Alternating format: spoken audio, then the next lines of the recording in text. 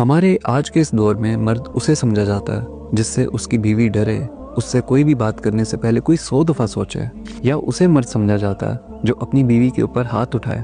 لیکن اسلام میں ایک اچھے مرد کی پہچان، ایک بہتر مرد کی پہچان یہ نہیں ہے۔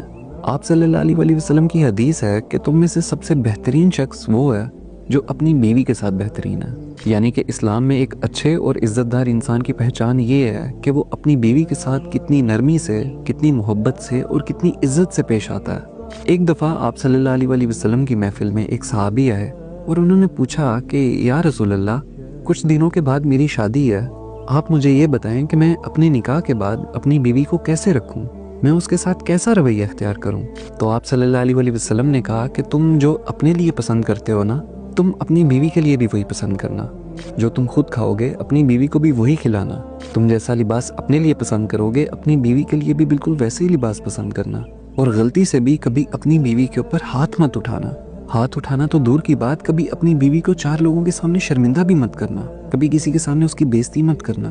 اور ساتھ ہی ساتھ یہ بھی کہا کہ یہ ممکن ہے کہ تم دونوں کے درمیان میں جھگڑے ہوں، لیکن ان جھگڑوں کو آپس میں ہی حل کرنا۔ کبھی بھی کسی تیسرے انسان کو ایک دوسرے کے رشتے میں مت آنے دینا، آپس کے مسئلوں کو آپس میں ہی حل کرنا۔